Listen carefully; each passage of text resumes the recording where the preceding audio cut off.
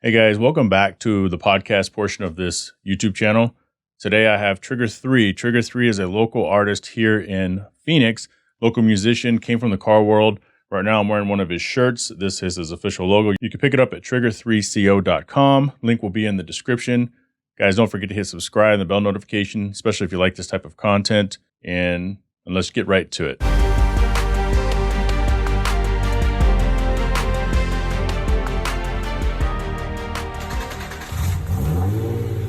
Trigga3 in studio. Thank you for making the time. Welcome first off to Hard Parking. Thank you. I appreciate it. It's a blessing to be here. So I've known you, like I don't really know you. So this is really my first time having a real conversation with you because we've had conversations on social media about cars. Yep. Years ago. 2020 comes.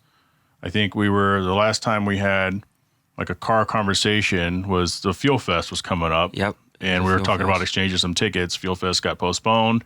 Next time I see you, you're done with the cars. I don't know if you're completely done, but you were done at least at the time, so you might be completely done.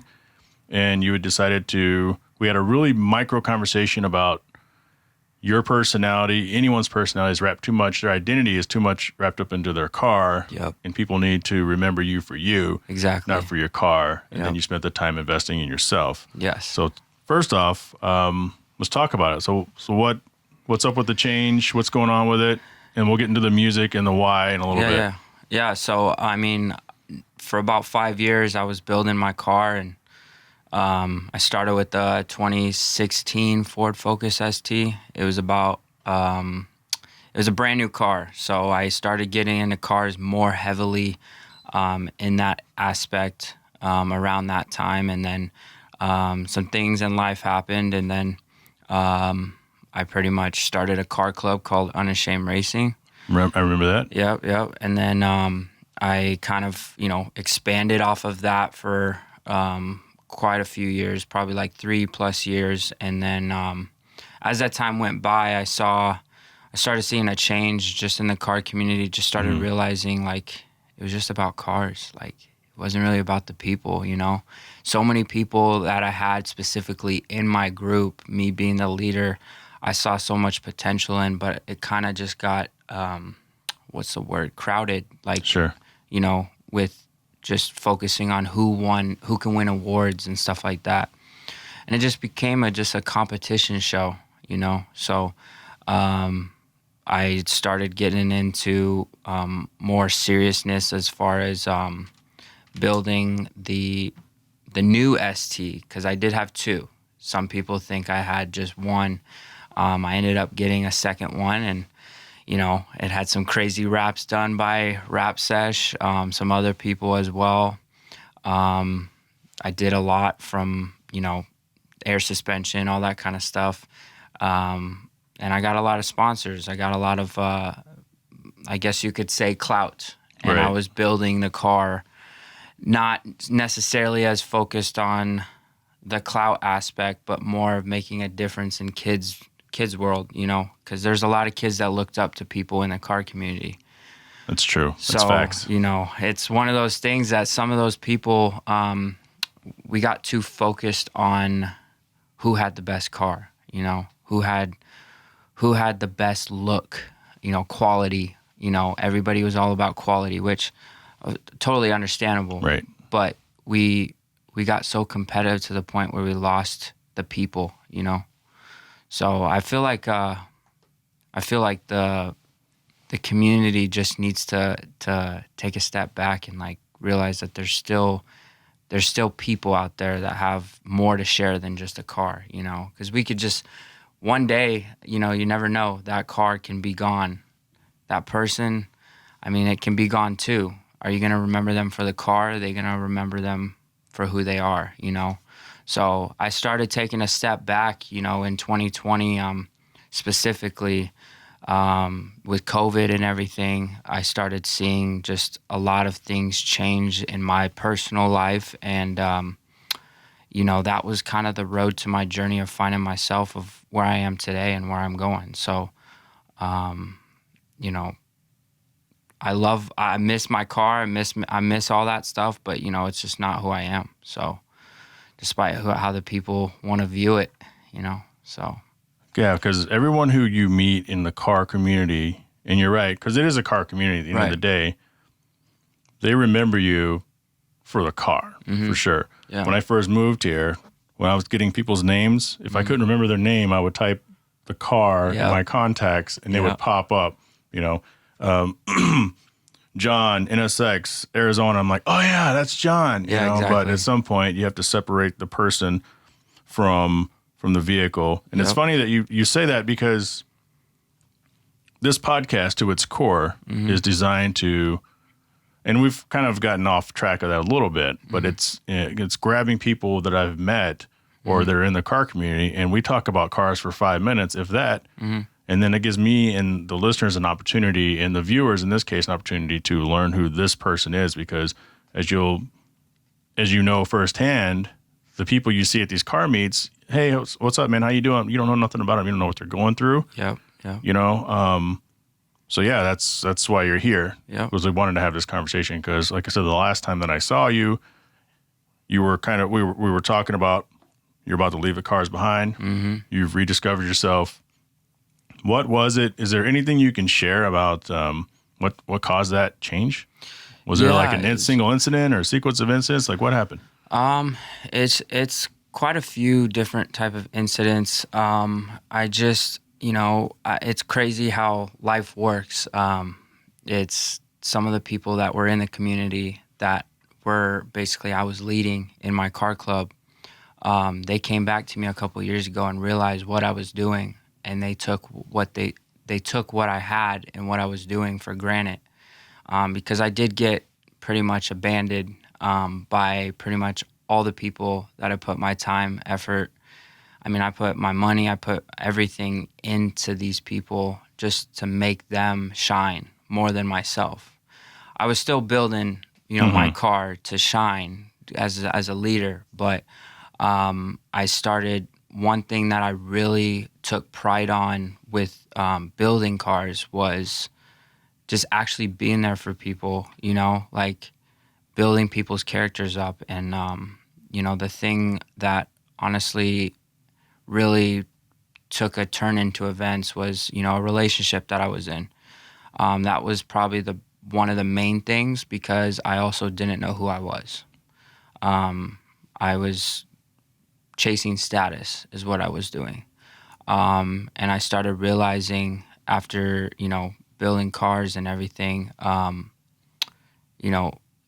there's just like Ride or Die talks about, she talks about mental health, something that honestly really turned everything away from the car scene was I realized that my mental health was not okay. So with that mental health aspect, I started taking, everything into consideration. Like, I can't keep living like this, and I can't sit here and put a mask on and try to cover it up. And there's so many people out there that do that, and it's so easy for them to do that because they're so busy working on cars all the time to the point where they forget about who they are and working on themselves, So, it honestly just seeing the toxicity from, just the people I would deal with all the time, even though I was just trying to be a good human being towards these people, it was just, people just take it for granted, I hope that there is change. I still believe in change. I never put it on the pedestal of where you see these people, building cars like, oh, they're not, the best type of people, where they want to take in consideration that, there's more to life than just building cars, How dare you? I'm just side. I love. See, I still appreciate cars. I still appreciate those relationships. Like our relationship. Like we barely know each other, but there's that unforceable desire to actually get to know each other. You know what I mean?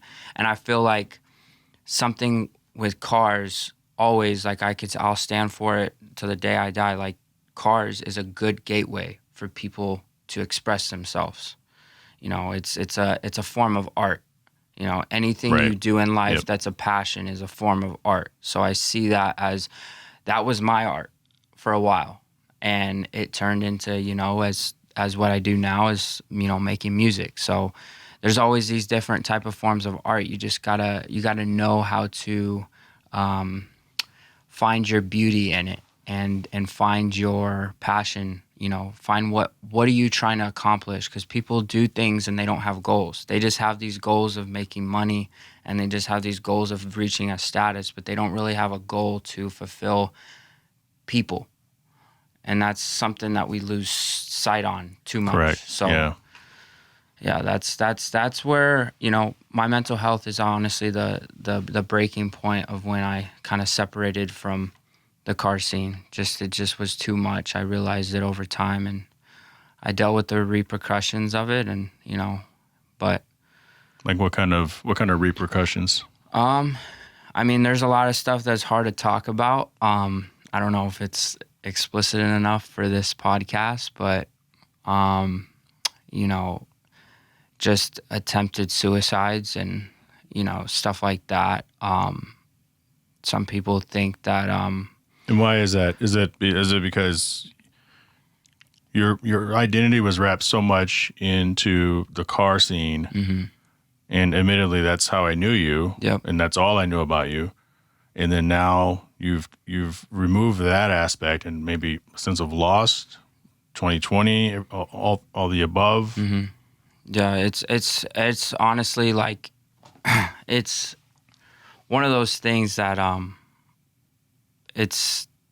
I know a lot of people deal with it in the car community. I've seen it firsthand. I've lost about 3 friends in the past 2 years from, you know, suicide, and it's a very hard thing that people really don't take the time to comprehend fully, you know, mental health, how important it is wherever you are in life. And you know, just the judgment. I feel like the judgment, just being judged my whole life, how I've looked, you know, what I do, you know, just being the person I am, simply.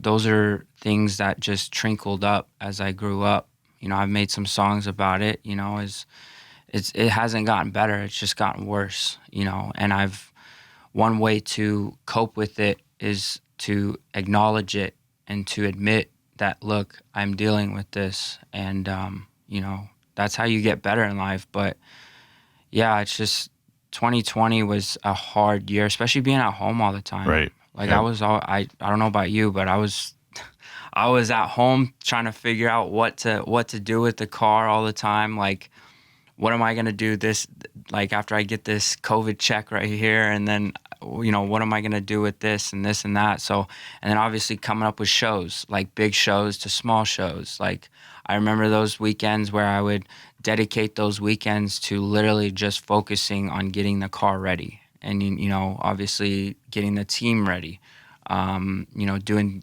things like that, figuring out ways to put ourselves out there, you know, in a way where we can get more recognition. So yeah, really, at the end of the day, that's accurate. And I mean, I did the car show scene as well. mm-hmm. And, you know, you get the sponsors, like you said earlier. Yeah. And now you owe the sponsors. You owe them the photo shoots. You owe them all the clout on social media. Yep. Then when you're done with that, mm-hmm. it's like, I'll go to a car show every once in a while. Now I go to Cars and Coffee. Yep. But if it's, and I'm not, you know, crapping on any of these shows, but if it's like Import Face Off or some of these other shows, I have Elite zero Tuner. interest. Yeah, Elite Tuner. I go to Sport Ranger, you know, but I haven't gone to the last couple ones. Yeah. Because I no longer have what I consider a show car. Mm-hmm. And for the people who look at us car people, is, yeah, we have a cool car, but they don't see the hours, they don't see you losing yourself behind the creativity of that car. Mm-hmm. And you're up till, you know, 3 or 4 in the morning, knowing you knew about this show for months mm-hmm. to get your car ready, and then you get up in the morning at 5:36 for your roll-in, and then you're there all day long. Yep. When you're done with these shows, like you are, like I essentially am, mm-hmm. you can go when you want, if you even want to go. Yep. You know, and that's such a huge, like, burden off of what you do. But then then what are you going to do, right? Yeah, so I turned to podcasting because I no longer travel. I used to travel every week for most of my kids' lives. I would see you. I would see posting you from somewhere. Yeah, somewhere else. Yeah. Like I don't even know where this fool is. Like, but it's do I want to rebuild my gaming computer or do I want to focus on the podcast? Like yourself with your music. And my friend Wes said this: people want you to know you for you. I don't want to necessarily be associate you directly with something material. Exactly. Unless you're doing something. So with you and the music, you made that transition. What was that like at first? Because that's difficult. I mean, that's got to be even more difficult than doing anything with cars, right? Yeah, it's very difficult, especially when everybody knew me for a car, and I built my TikTok to my Instagram. My whole following is I went from 40K on Instagram to I'm now at 32K going down. Like that to me is a big mindset shift, like where you can either take this as a positive or you can take this as a negative. There's so many different ways that you can go about on that. Same thing with TikTok. I went from 160 to I think now 129K. So views, likes, all that stuff. Oh yeah. The years, the hard work prior to me blowing up on TikTok for a video. I don't even remember I have the videos still, but I took them down just because I was still getting views and I was trying to break the algorithm and everything. And that's one of the biggest things that when I first started off doing the transition, because some people don't know what I was actually in between that time of me actually going into music. I was trying to stay in the car community. Right. I was really trying. I went from the ST to ended up actually, it's a crazy story. I put about $45,000 into that car over time. Paid the car off, everything. This was the second one? Yeah, this was the second one. So everybody knew it as Prime, Optimus Prime, pretty much, because I did have that wrap, and then I turned it into black. Once I decided, just because of some relational situation, I obviously was like, you know what, that's more important to me than a car. Right. So I decided I needed to release that ego. Ego is like the biggest thing that I had to let go. And so I let it go. And once I did that, I actually did it with somebody from New Mexico. Somebody from New Mexico with a 370Z came all the way out here just to trade cars and then drive my car back. No cash, nothing. I just straight up trade. And honestly, did I lose in that situation? I think I did in a way, because I just put a lot of money into it prior to that a month ago. Mm-hmm. So, I got into that, and then I got another car. It was a FRS because I miss driving manual. I hate driving automatic cars. I don't know about you, but I'm just not big on automatic cars. But yeah, so I did that, and then I got a truck, and then I sold that, and then that's when I decided to let go completely. I was driving my mom's car for a while. I'll be honest. I was driving my mom's car around, just figuring out life, what I was gonna do. Then I got my feet wet in the industry, the music industry, and what got you into that? It's so weird, like how you attract the energy that you give out. And I was at a bar, went out just to get my mind off of things, and this guy came up to me. He was an artist, and he was like, "Hey, be my manager." And I was just like, "What?" Like, I don't know what to do. Like, I've never done this ever before. But me as who I am, I don't sway away from stuff like that,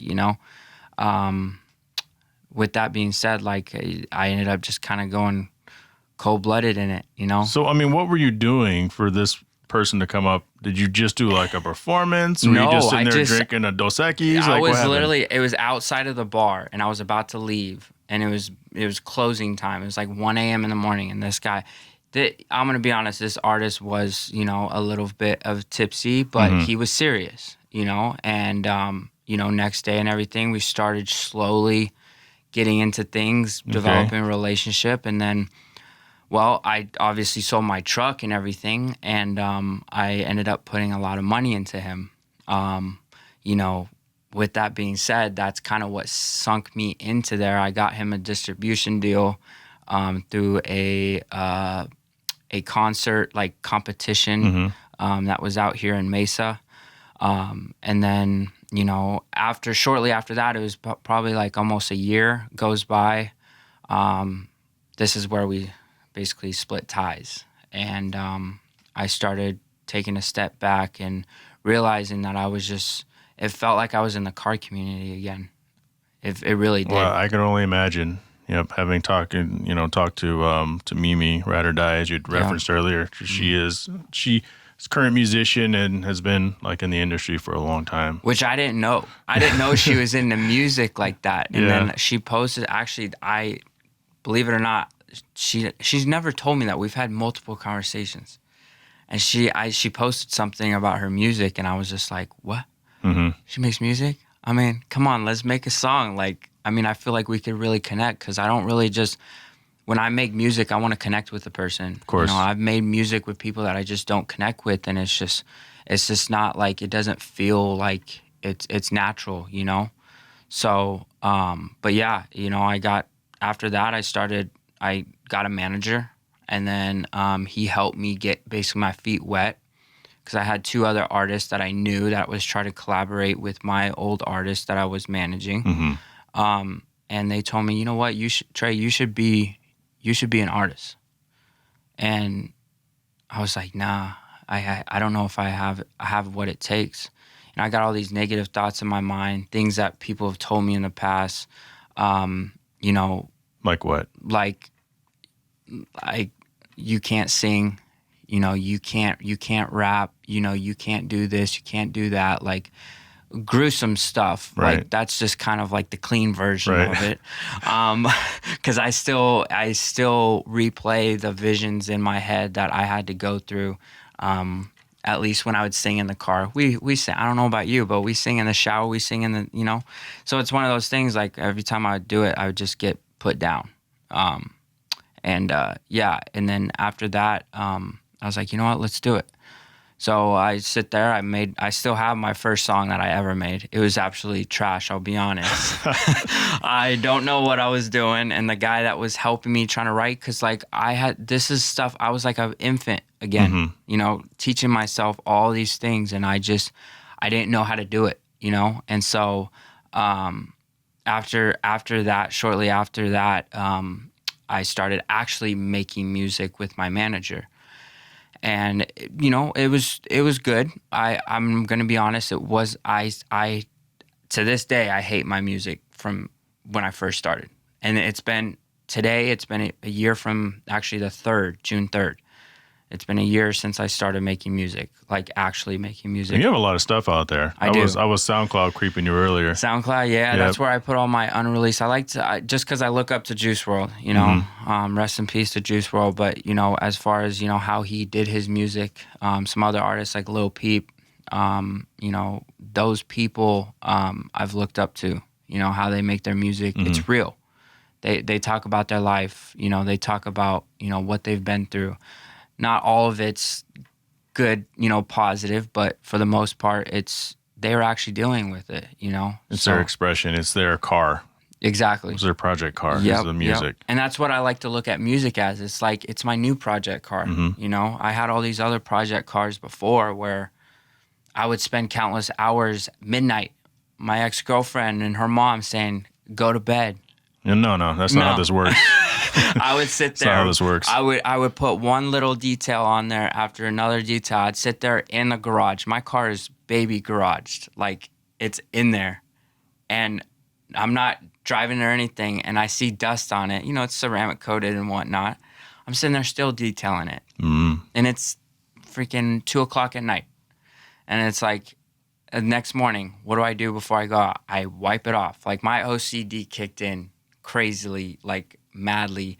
it was just, that was just how, and everybody knew me for how clean my car was. So, you know, it was one of those things. And it's crazy to this day now as one of the things that I do on the side, you know, to help fund, you know, my independent artist fund, is detailing cars, you know. Okay. So I detail cars, you know, I have my other job that's my full-time job, but I do that on the side.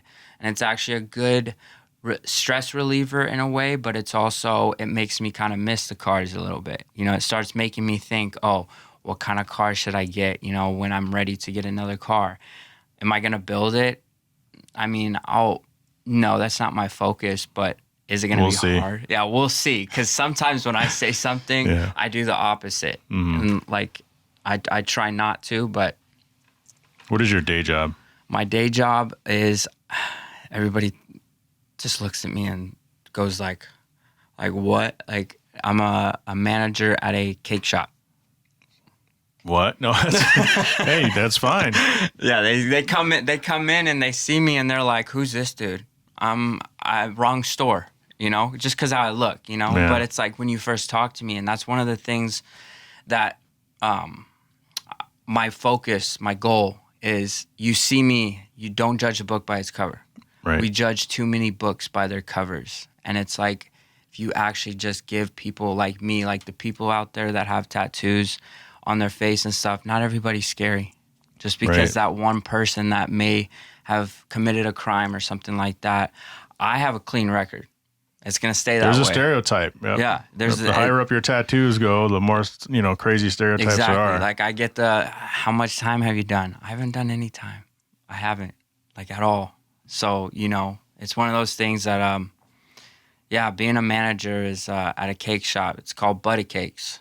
It's in Scottsdale. Gonna have to get some. I was gonna bring you some, but I don't. Today's my day off, so that's gonna be another day. Fine. Unless you're on a diet, because if you're on a diet, they're not good on a diet. So yeah, I eat the good cakes. I'll skip the protein cakes for now. Well, we do have a peanut butter one. Oh, that sounds delicious. I'm over here trying to sell cakes on a podcast. No, that's right. Now. Yeah. Yeah. What is the address of that? Where can we go? No. So how would you describe your look? For the people consuming this on audio. Yeah, so, you know, fully tatted, head to toe, face tats, clean face tats, tattoos with meaning. It's. You don't have like a Tweety bird on your tricep or anything? No, I don't have one of those. Honestly, I have pretty much. I mean, I have some mess around tattoos on here. You know, I have like the Louis Vuitton like look right here. I got the Drew house just because, you know, one of my inspiring artists is Justin Bieber. So people throughout my childhood have always said, you look like Justin Bieber. Or I get the one, every time I'm in LA, I get an MGK comment. Oh, of course, right. So it's like, you know, if you want to see, or if you're just listening to an audio of this, know that, just envision a MGK mixed with a Justin Bieber and a Lil Peep. Those are like the three that I like to mixture. Now picture that selling you cakes. Yeah. Managing cake employees, right? No, but it's a very, I don't even know if I would describe it as a modern look, but it's a very modernly accepted look. Yeah, yeah. For most normal people. Right, you know, right. The old schoolers, you know, they're going to judge. But I would imagine if you walk past, you know, a quartet of kids, you know, school-age kids, they're going to look at you like you're freaking Superman. Yeah. Like, oh, look at that dude. He's so cool looking. Who is that? Is that MGK? No. Exactly. No, that's the last time. It was some kids. It's usually always kids that come by. One kid, it was in LA, and it was off Rodeo Drive, and one of these kids were just being a-holes. Pretty much. You can say asshole. Assholes. Like, they were literally being assholes. Fucking kids. Kids, man. Yeah. I don't even know. I want kids, but then I'm like, how this world is right now, it's just... The world is the world. The world is the world, and we're trying to make it a better place. Mm-hmm. So that's my goal as an artist and as a human being, you know. Cars are always going to be part of my life. So, you know, it's regardless if I'm not building cars, like, it sucks. Like, one thing that's mentally kind of shitty is the people that I really had good friendships and relationships with in the car community, once they started seeing that I wanted to be doing something else other than cars, unfollow. Yeah. Unfollow. Yeah. It's kind of like when you leave a job. I've talked about this, I think, before. You could hang out with somebody every day. You can go to lunch with them every day at work. Mm-hmm. As soon as you're no longer there, you keep in touch a little bit, and before you know it, 6 months, a year, 2 years gone by, and y'all could have been best coworkers at the time because you're just detached from that environment that you all knew each other so well for. Codependency. Yep, that's it. That's one thing that I could talk about for a very long time, because now I'm independent. I go to lunch by myself. I go to the movies by myself. I go places by myself all the time. I've been, as I've portrayed in the car community with my club and everything, I am a Christian, but I don't push it onto people. Right. I just be myself, and who comes, they come as they are. That's just how I live my life. If you actually have a track. So we're recording this on Monday, June 5th, but you have a track that's going to be out by the time this comes out. Mm-hmm. The release is in 5 days. Mm-hmm. It's kind of like basically what you just said to me. Yep. Listen to that earlier. Yep.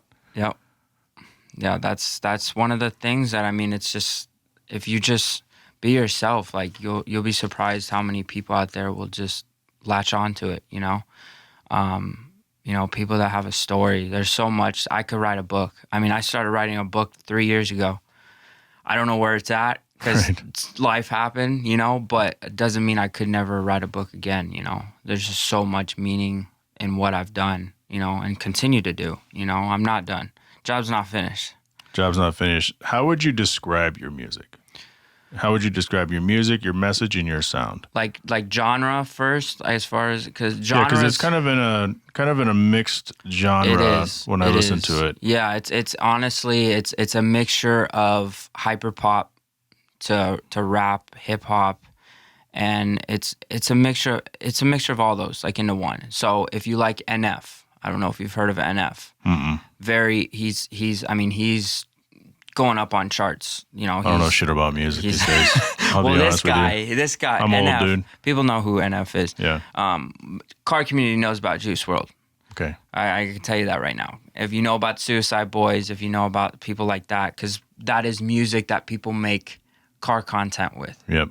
And my music is more of like a sad boy type of music, but it's also happy music. But it's just really authentic. I like to put it in perspective as like it's authentic, real, sad, happy music is what it is.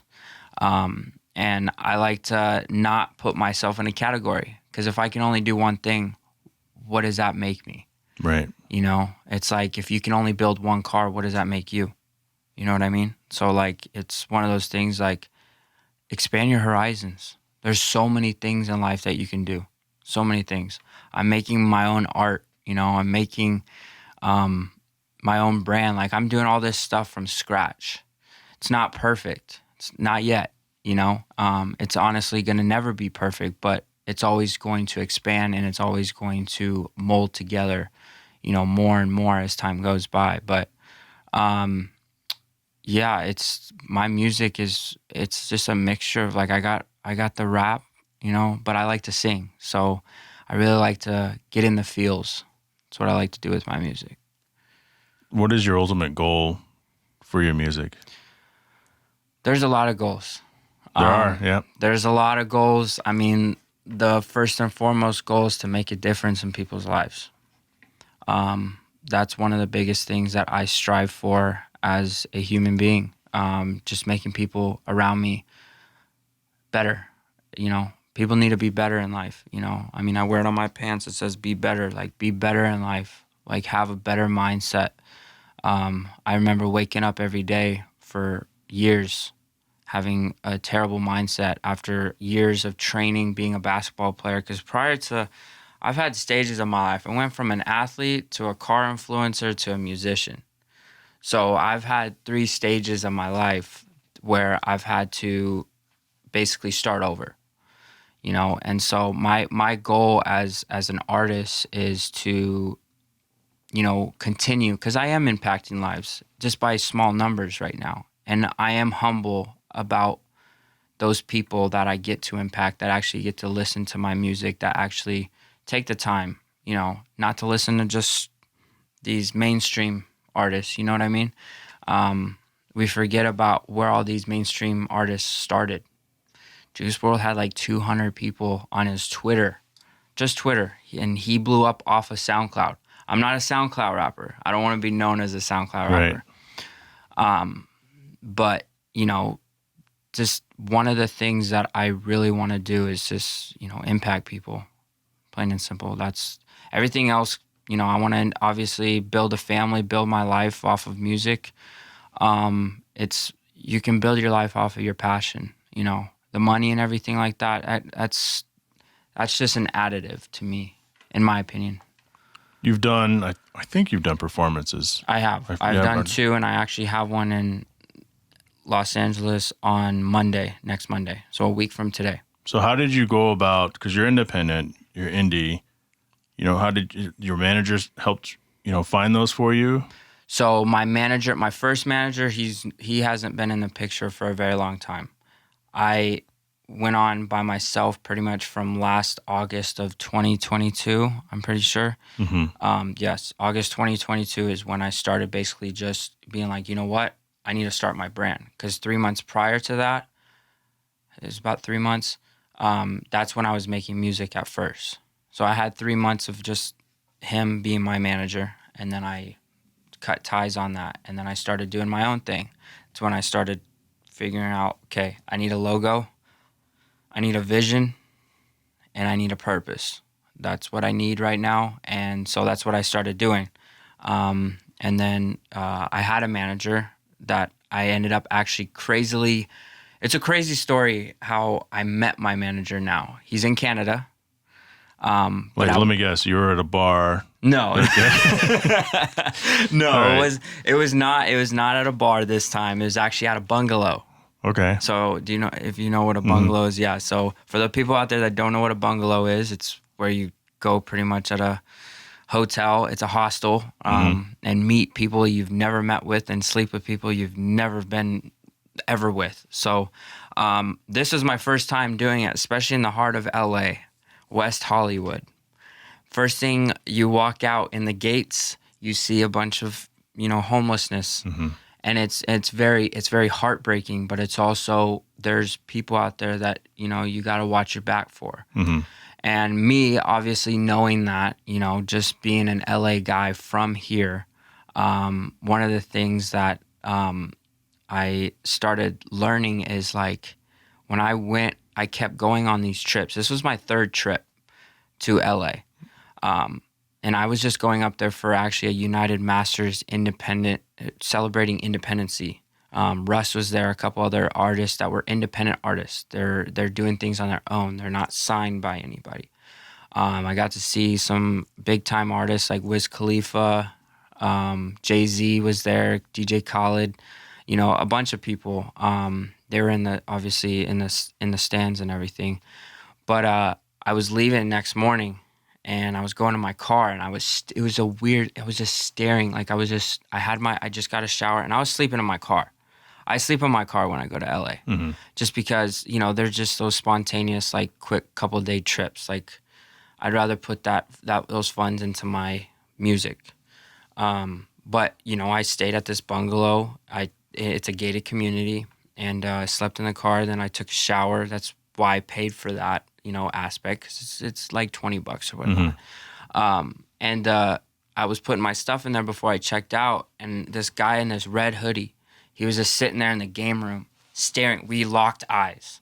It was really weird. And I'm just like still trying to wake up. I haven't had my Joe. Like right. I haven't had that yet or anything. And I'm like closing my door, and then next thing you know it, he's like, hey. Like he gets up and he like runs up to me. He's like, I feel like God told me to come over here and start talking to you. There's just something about your aura. There's just something about how you present yourself. Everybody in the complex has been saying that you're a music artist, that you're performing this and that, and everything. And like everybody like kind of just gravitated on that. They just how I was just being myself. And then I ended up shortly after that, he was like, hey, I'm out here for, and I can't say the other details for it, but he was out there for some specific stuff for his acting and for his management that he does through Canada. Yeah, he ended up doing all that, and then he told me, hey, let's go for lunch. Let's talk about this. And we started talking, you know, on pretty much, it was like a couple hours shortly after that. And I walked Hollywood for a little bit, met with him, sat down, and then I ended up staying for 2 more nights with him. And we just kind of bonded together. And then crazy story after that, my second performance was for a Super Bowl thing. It was an experience. Let's just say that. I was expecting a lot better like experience, but I made it worthwhile. Like I hired somebody to video, take pictures as well.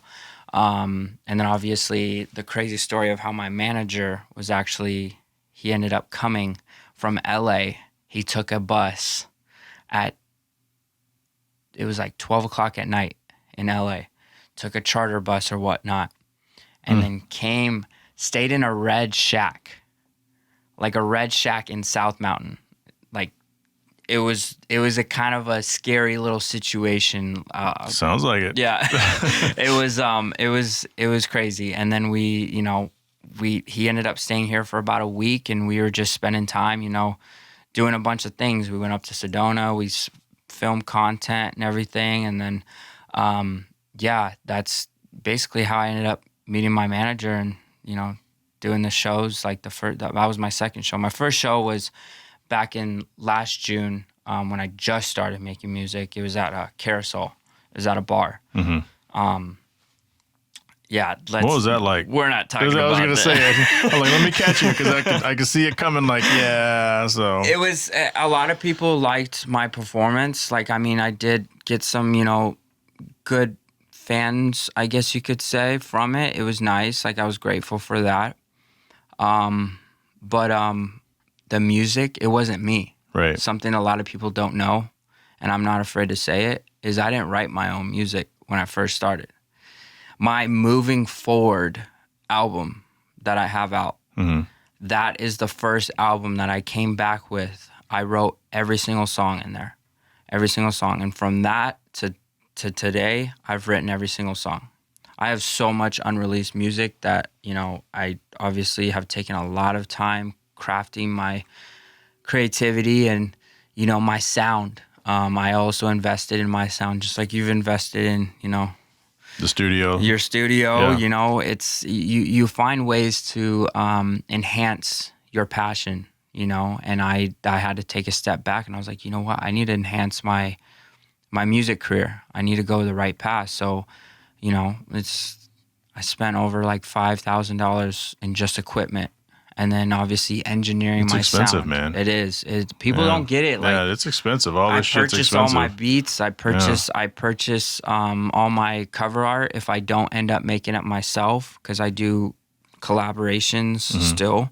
You know, it's just one of those things that, like, life never ends when you're having fun, I guess you could say. How do you pick the songs to go on your albums? Do you sit down with your manager? Do you sit down with a small focus group of like family? Because I know you do everything independently on your own. Or do you just like, I'm feeling this.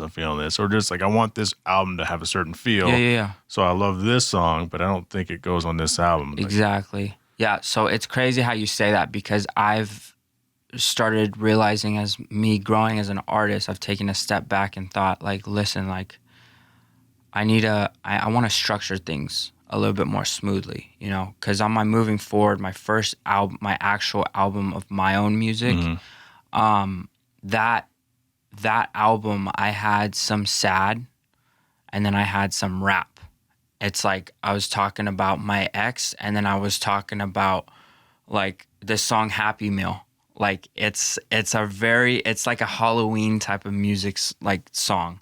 It's talking about, if you don't like clowns, I'm sorry, but you know, you got Hey Georgie, like you got all that and stuff. And I metamorphically made it to where it kind of, it's a hype song, you know. And then I have one I made about Tom Brady called Black Sheep, you know. So there's one of those things that like when you come into consideration of structuring how you want to structure the albums, the EPs, and then the singles. I've just taken a step back and thought like I need to have a better structure. So, you know, putting sad songs, but also having a couple hype songs. You know, what is this? Because I have so many names right now on my phone that I'm actually thinking about dropping an album here shortly. I don't know when yet, because I'm honestly focused on, because I was just doing EPs and albums because I just wanted to get the music out there. But then I took a step back and I was like, I have so much music, but I need to know that like this is gonna be out there forever, you know? And I want... That's good thinking about forward thinking there. Yeah, exactly. It's like, and I've been more selective on what I put out there. More as far as like quality of what I've, you know, how I wrote the song, how full it is, you know, this and that. Like there's just so many things because I have different style beats. Like I have the NF, the hard stuff. NF, when I bring up NF, that means I've brought up like hard rap beats pretty much. I have those, and then I have the Juice WRLD. What I mainly do is the sad music and stuff like that. The hyper pop. So do I want to mixturize hyper pop and pretty much hip hop and rap, you know, onto one album, or do I want to just put one? So it kind of just, it's one of those things. It's very hard to, as an artist, to put a certain amount of songs, like, because right now I could drop 2 albums if I wanted to. Am I gonna do it? Probably not, because I know for a fact I want to release a couple of the songs, at least 6 of the songs I have as singles prior to releasing some albums with those songs on it. Because I believe in a lot of the songs that, especially right now, the songs that I'll be coming out with in the next couple months.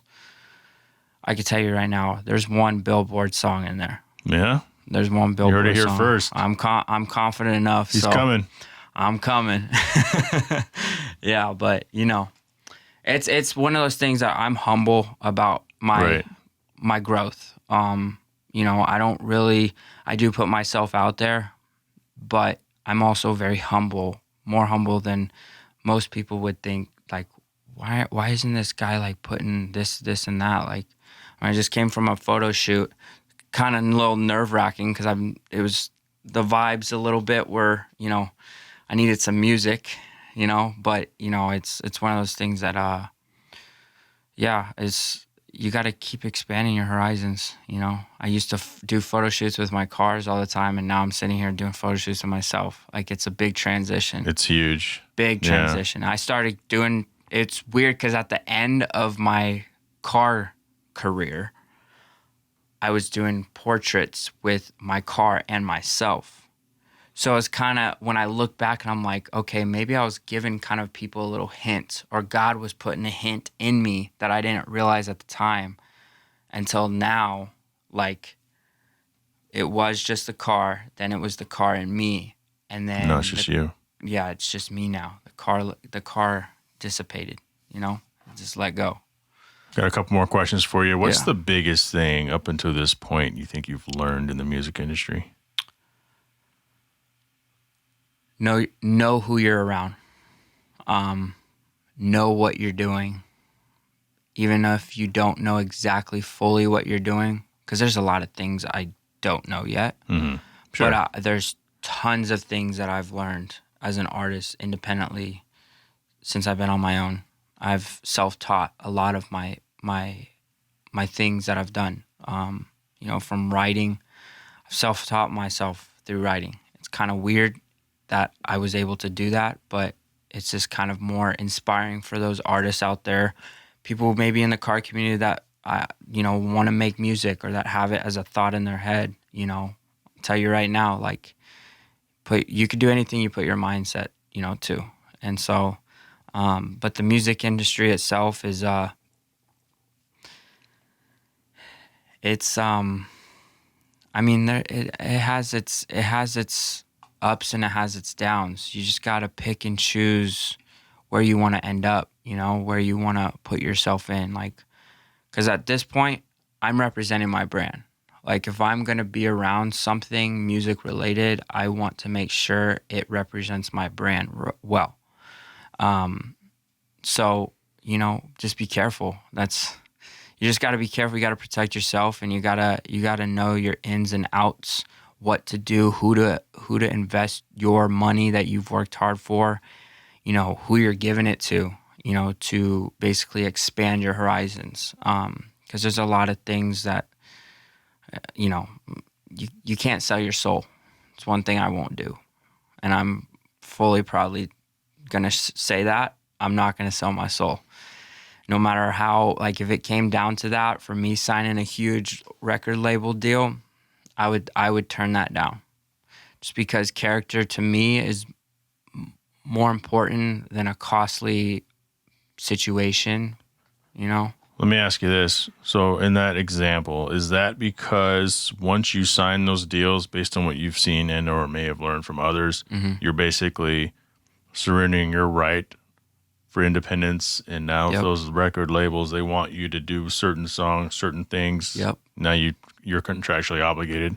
Pretty much. That's pretty much what you have to do. You got to do what they say. Obviously, you do have a say as an artist, but you know, when I was doing management and everything, like, there's a lot of stipulations that you have to go. There's so many different type of guidelines, rules. There's just so much out there, you know. You gotta know who, like, you gotta read the fine print.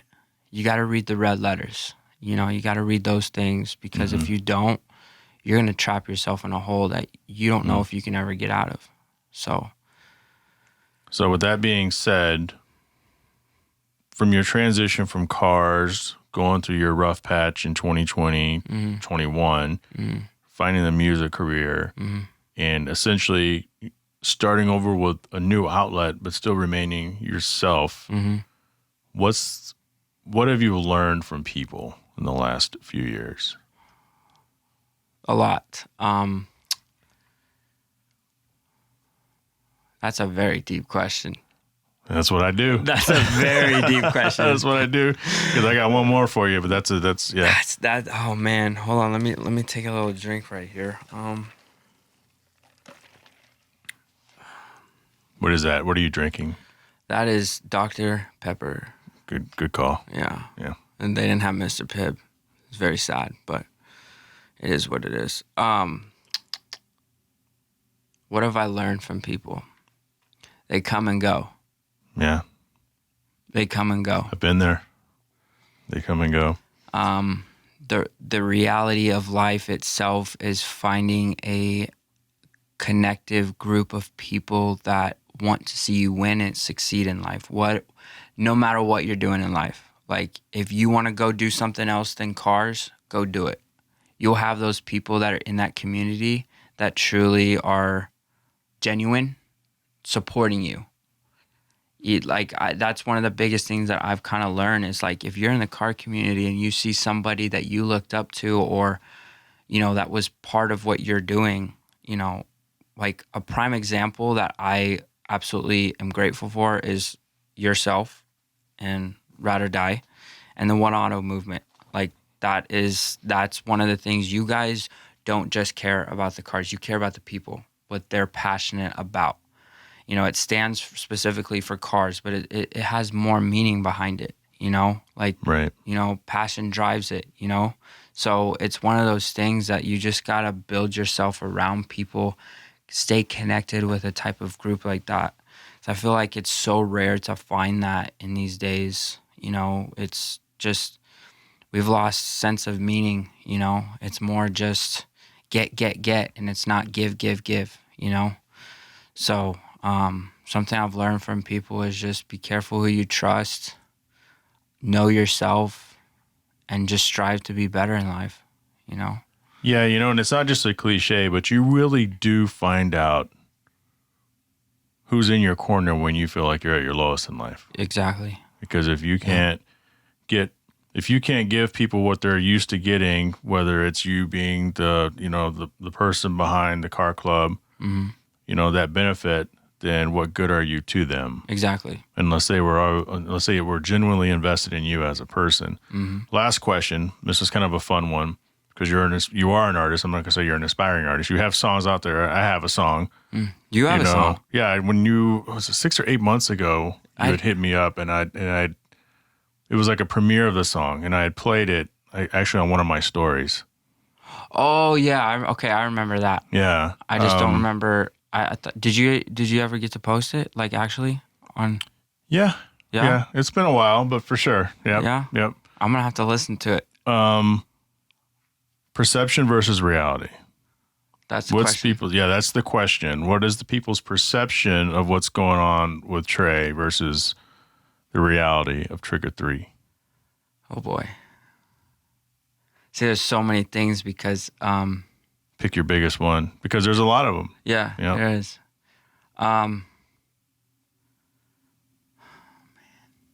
Perception versus reality of Trigga3. Okay. So the perception for what people are like thinking of what I'm doing, is that pretty much Or of you. Of me? You know, an example you gave earlier is like, you know, how much time you spent in prison. Yeah. You know? Yeah. The reality is I'm a manager at a cake shop. Yeah, exactly. Yeah, you know, the perception that a lot of people get from me is I'm just out doing the things I used to do, just because how late I stay up. I did have a drug addiction that I got back into, just because of my depression and anxiety and everything, and I fell back onto that. And I'm not ashamed to share it because I know a lot of people out there, they struggle with that, you know? And the first step for those people that are struggling is to admit you have a problem. And I had to admit that I had problems. The reality of it is I'm on caffeine. That's what I am. That's what keeps me up. I mean, insomnia does keep me up too. So people always are like, why is this guy up at 3 a.m. and he has work at 7 a.m. in the morning? Work ethic. One word, work ethic. Like what you see on my Instagram, what you see on my Snapchat, whatever you see on social media today is who I am in reality. And that's one of the biggest things that I told myself, I'm not going to be like all these other people that try to put a, you know, picture on social media, faking what they actually are in reality. You know, for example, like a relationship or something like that, you know. It's just one of those things that like you got to take a step back and think, you got to take a step back and think like, am I going to portray myself in a different image from what people see like on an app versus my reality, or am I just going to be all around a genuine person? So that's kind of one of the things that, you know, perception to reality, what you see on my platforms is what you see in reality. So that's probably one of my, I guess that would be a good one I want people to know. How can people follow your music? I'm available on all streaming major platforms, Amazon Music, Spotify, Apple Music, SoundCloud. That's where I put all my unreleased music, not all of it. What else? Tezer, or Dezer, one of those. I don't know. A lot of people don't know what. Yeah. A lot of people don't know what that one is. Yeah. I honestly haven't even used it. YouTube. I am on YouTube. I do have one song that I did make a music video. Actually, independently made it a music video. It was all edited by me. Obviously, I had some help. I did it in Oklahoma City. So yeah, that was the start of it. There's definitely a lot more stuff, but you know, as an independent artist, I am growing my fan base. And I feel like this car community, if they liked the Trigga3 that they had with cars, they'll like the Trigga3 that's in music. So I just feel like it would be a great outlet. Hopefully, you know, I get to perform at anything. Like I'm open to any performances. So if anybody's out there listening to this, you know, I'm ready. You're ready. Thanks. I'm always ready. Thanks, Trey. No problem. Thank you.